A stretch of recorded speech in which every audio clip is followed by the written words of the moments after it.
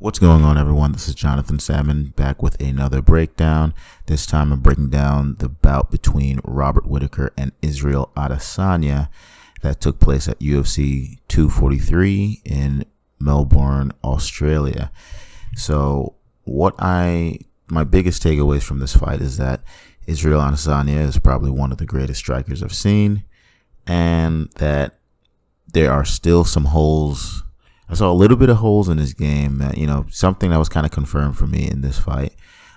That's by no means saying that he's a terrible striker or anything like that. I want to get that out the way before, anyone misconstrues what I will say in the analysis. But very brilliant striker, probably one of the best I've ever seen. But everyone has holes in their game. And just like Robert Whittaker had holes in his game that Israel Adesanya was able to exploit. So in the fight, what I saw was that Whittaker never looked comfortable from the outset. He used the low line side kicks like I thought he would. And, he tried to use a little bit of higher volume, try to put pressure on Adesanya. I'm guessing he's trying to put him up against the cage. He landed some leg kicks on Adesanya, but that was about it. In terms of his, probably like 2 or 3 leg kicks he landed on Adesanya, which wasn't nearly enough. And he shortened up his punches, a lot of overhands, a lot of hooks, a lot of lunging kind of punches. He didn't really ever look in control of the fight. He exploded out the gate and hoped to kind of put a pressure and volume on Adesanya that would just kind of have him step back and wilt. But instead what happened was Adesanya just kind of was analyzing, staying at a distance. Whittaker really didn't try and attack his body at all. He was really headhunting a lot. It was either to the head or to the legs, and that was it. There was really no emphasis on striking to the body, which I think, any fighter that fights Adesanya should be going to the body because he has such great head movement. It's like you can't just go right for his head. It's like he's gonna see it coming. He in this fight, especially though from Adesanya, what I saw was he fought in a different manner. Like each Adesanya fight, this is what makes him a great striker, is that each fight he has a different approach, completely different approach for each opponent. He's not gonna strike the same against Kelvin Gastelum as he does against Robert Whittaker, as he does against Anderson Silva, Derek Brunson, all these things, all these different fighters. He always adjusts his striking style to the proceedings, and what we saw was that he still used his feints. He was able to get Whittaker in a defensive shell. And like I said in my other breakdown, he was able to kind of freeze him a few times with some feints and then the jab, or feints and follow up with a kick to the legs or kick to the body. He was able to mix things up very, very nicely. And then the thing was with, Robert Whittaker was that he was in the bouncy karate type of style, which is very effective. But at times it can be timed. If you're just bouncing and then you go right into explosion, it can be timed. You can't just bounce, explode forward. You can do that eventually, like with other strikers who kind of get mesmerized by that movement. But because Adesanya has seen pretty much every kind of style in his kickboxing career, he's able to really just time that explosion forward and lean away. Because the thing is with Whittaker, he wasn't throwing much straight punches, so he was able to lean away from the hook punches and then counter right off of that, and his counters weren't necessarily even the same that we've seen. He threw a lot more hooks, a lot more uppercuts. The uppercuts are the uppercut and the right uppercut in the first round, and then the left hook in the second round is what did in Robert Whittaker. It really wasn't the straight punches that we usually see him throw. He throws a lot more straight punches, I would say, Adesanya, than hooks. But in this fight, he adjusted his style.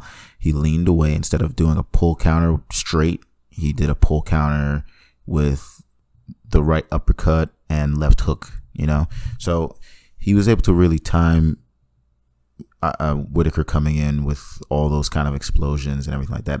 The one thing I will say for Adesanya's striking defense is that I've noticed when he switches stances, when he's on the defense going backward, he will have a tendency to start to switch his stance.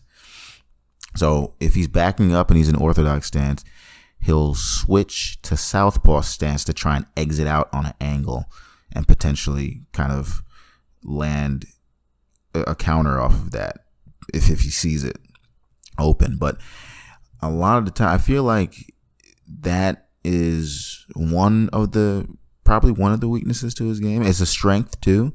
So it's like a give and take. There's two sides to the coin. Like, while it really is effective for getting away from, opponents that are pushing forward very hard and swinging wild hooks, and I do think that if you get a higher volume kind of striker or a kicker that can kind of time that shift, that could end up being an issue in the future. And I think that's kind of what happened with him against Kelvin Gastelum. Is like he switched his stance mid defense, and not to say it's incorrect, but when you're doing, your hands are down, everything like that, anything can happen. It's just, this is the game.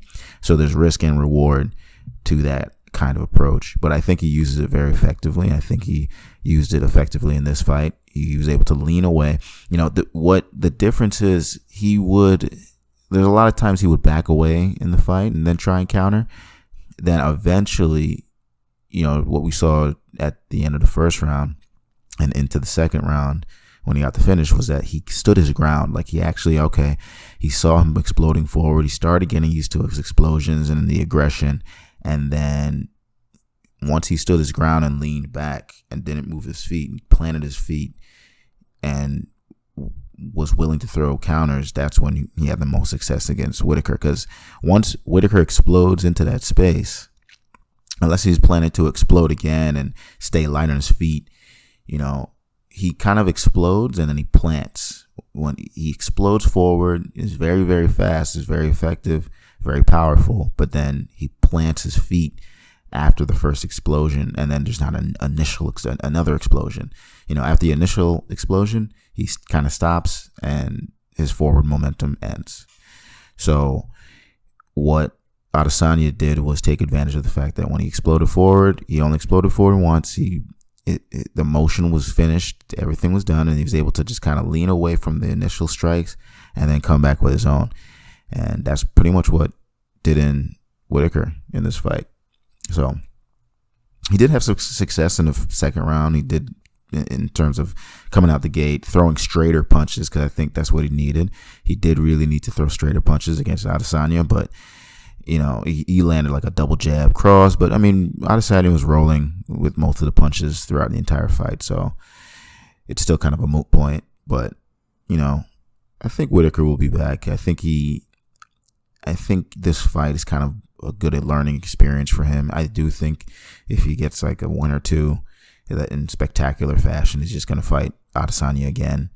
I think he maybe should fight the winner of Darren Till and Kelvin Gastelum and, try and get that fight and see. And from there, we can kind of gauge what's going on. For Adesanya, I don't see many odds makers picking against him in his next few fights, especially if he fights Paulo Costa next and just absolutely destroys him with counters. You're going to be seeing Adesanya fight John Jones eventually. I just have a feeling that that's just going to happen. Jones is already hyping it up, and while you see Jones kind of rooting for Adesanya's opponents, I think it's just all a ploy to kind of hype this eventual fight up between the two of them. So I think that's going to be happening in the future, and I would love to break that down later. But if you enjoyed this breakdown, give me a like, a subscribe, hit that notification bell. I will be dropping more videos and more content, more podcasts, and I will see you in the next one.